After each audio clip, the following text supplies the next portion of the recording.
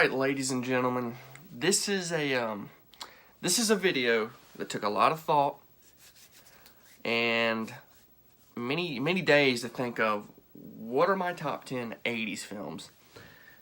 And I had to narrow it down. I had to narrow the actual video down. So as far as these 80s movies go, there's going to be some movies that don't make the list from the 80s, but this is sort of how my list is going to go. It's going to be the most rewatchable for one factor, and the other factor is going to be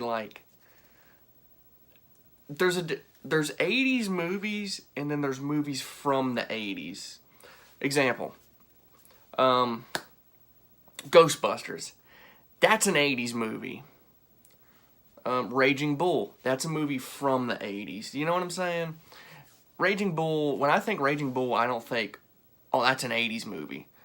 But whenever I think Ghostbusters, oh, that's an 80s movie.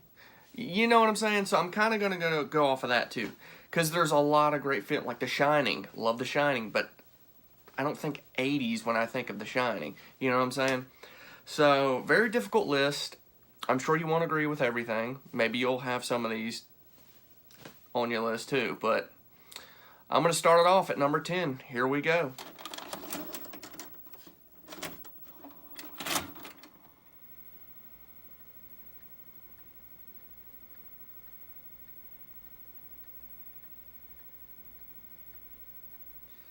Yes, it is Back to the Future, which came out in 1985 and stars Michael J. Fox, the man, the myth, the legend, the living legend. Same year as Teen Wolf. So he was in high school in both those movies. Okay. I know a lot of you are going to have this movie way up on your list, like 1, 2, or 3 probably. But I like it. It's on the list. It made the list. So obviously I like it. And I don't know, I guess it just doesn't resonate with me as much as it does other people. But as far as time travel movies, this is as good as it gets. This is, when I think of 80s blockbuster popcorn filling movies, this movie really comes to mind. Summer blockbuster movies, you know what I'm saying? It holds up there with the rest of them. And this usually makes top 10, this usually makes all the top 10 lists. Fun fact, this is one of Ronald Reagan's favorite films. And he's actually mentioned in it quite a bit. As far as being an actor, you know, this and that. But yeah, just an all-around fun film. And just a great, just really a great timepiece for the 50s and the 80s. Because he goes back to the 50s, of course, as we know. As Doc Brown sends him back to the 50s. Why? I want a DeLorean that time travels. Okay, I'm going to be lucky to find a DeLorean, but how am I going to get a time-traveling DeLorean? You know what I'm saying? I'm just out of luck, I guess. Plus the soundtrack on here. Can we give it up for Huey Lewis and the News? Can we give it up for Huey Lewis and the News? What a legend. Really could play the saxophone. Or at least somebody in that band could.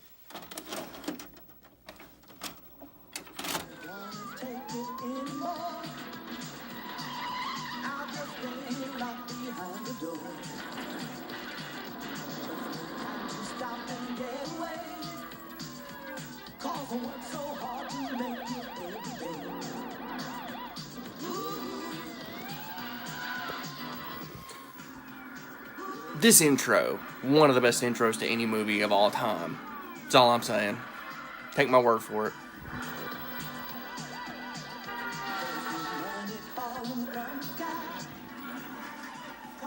Coming in at number 9 is an Eddie Murphy classic, Beverly Hills Cop. I mean, we know about this movie already. I mean, it's everything. It's a comedy. It's a dramedy. It's action. It's 80s craziness. The soundtrack, super 80s. That's what puts this... I mean, here we go. He is on the street. I mean, we got that. We got Neutron Dance. We got Pointer Sisters. You know, and the theme... If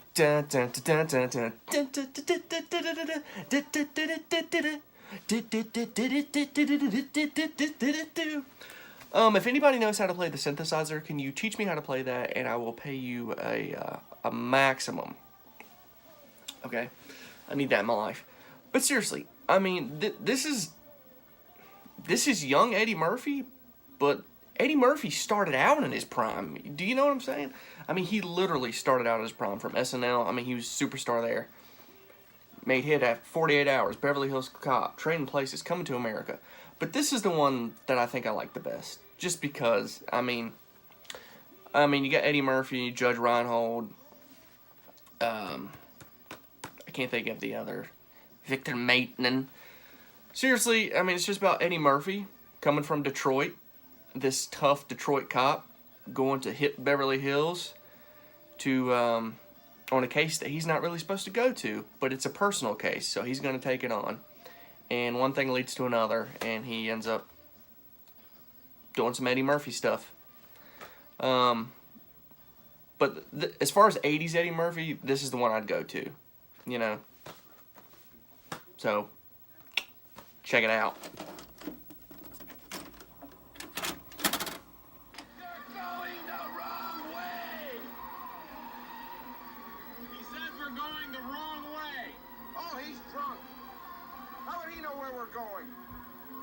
Yeah, how would he know? Thank you. Thanks a lot. Terrific. Thank you. What a moron. You're going in the wrong direction. You're going to kill somebody.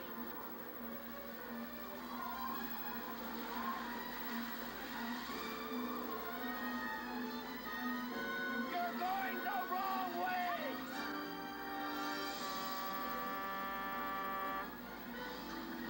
What? What?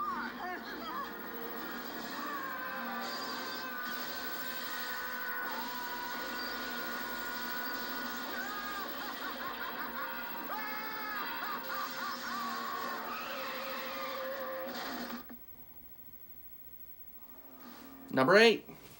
Planes, Trains, and Automobiles. Classic John Hughes film. And starring John Candy and Steve Martin. It's come out in 1987.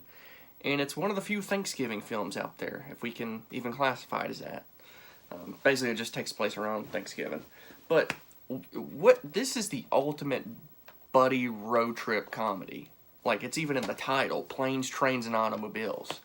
You know what I'm saying? And, I mean, how can you not love this movie? It's got a lot of heart to it. It really does. It's got a lot of heart. It's got a lot of funny moments. How could it not with Steve Martin and John Candy? But basically, Steve Martin is like this uptight business type of guy. And John Candy is just a lovable kind of, I don't know. He can be kind of annoying, but you still love him anyway. You know what I'm saying? And they end up together pretty much all the way back home, just after different circumstances. And eventually he starts to grow on Steve Martin in this movie. And I'm telling you, this is a movie I think anybody would enjoy. You know, it's almost a family movie until Steve Martin drops the F-bomb in a consecutive order many times. But besides that, it really is a fun family film. And it's one of John Hughes' best. I really don't know what else to say about this movie. The soundtrack's good. Of course, it's got that distinctive 80s sound to it.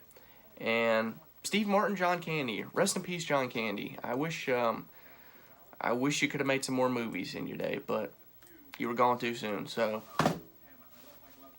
what can we do?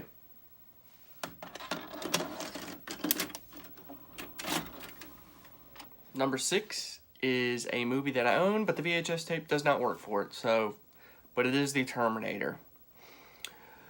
I need your clothes, your boots, and your motorcycle. It's time we turn this mush into muscles. Let's get the dinosaurs. The Ice Age. The quotes are never ending from this guy. And this is really, yeah, Conan was before this, whatever. But I feel like Terminator was really the movie that, boom, really jump-started his career. I mean, this is the American dream. The tale of this man is the American dream. Coming over here from Austria, becoming, you know, Mr. Olympia, the highest paid actor, to becoming the governor. And it's just, the man knows no limits, I guess. Honestly, a really great film. A really great film. I mean, it's the Terminator. What do I need to say? I mean, he's after the mother of John Connor. He has to stop John Connor or the Terminators do not rise. And if they don't rise, then he has no purpose. What do I need to say? You know what I'm saying? This is classic Arnold. I mean, he is jacked in this movie. Let me tell you, man. Just a great 80s film. You know what I'm saying? And I'd say Terminator 2 is a better movie, probably. But that's a 90s movie, so it's not in this list. And it's kind of cool to see Sarah Connor in this first film and then jump to the second film and see her. How she's, she's more tough and nitty-gritty in that movie than in this movie. And Arnold steals the show in here. He really does. But, the plot of this movie is pretty simple. It doesn't really get advanced till the second movie, so there's not much for me to say other than Arnold's a Terminator, and he's willing to kill everything in his path. And it's a great movie. Most of you already seen it, so I don't really need to say much about it.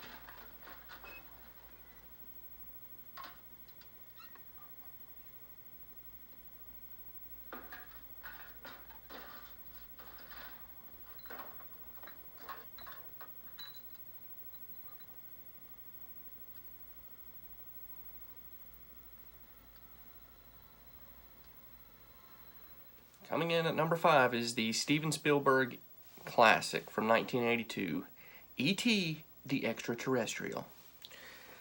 Now, how can any 80s list not have this movie? It's about his boy and his alien. I never had a friend as a kid, but if I did, I'd want it to be this 3-foot-tall little alien that looks like a baby monkey, almost. And, I would have been fine with that. But it just wasn't in the cards for me. Okay, enough of that. Honestly, this is possibly Steven Spielberg's most successful movie. I think it is in regards to box office, not sure. But, I mean, this is really just... I don't want to say it's a coming-of-age movie. It's not really a coming-of-age movie.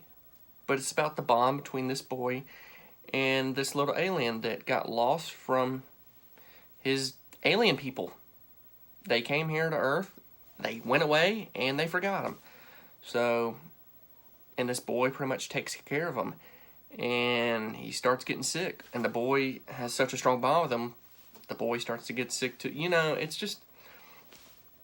It's a great story. It really is. It's passed down through generation to generation. Kids love it. Adults love it. I love it. You love it. We all scream ice cream. No, what? Don't listen to me. A lot of classic moments. The score, John Williams' score, it's among his best work. It's among Steven Spielberg's best work. Little Drew Barrymore. Good stuff. That famous scream, we all know it. So honestly, if you haven't seen E.T., I don't really know what you've been doing with your life for the past 35 years or so. Living under a rock. I don't really know. But definitely go give this one a watch. Definitely go give this one a watch. And remember that clone? There was a clone that came out of it called Mac and Me. Don't watch that. Probably one of the worst movies of all time. So yeah.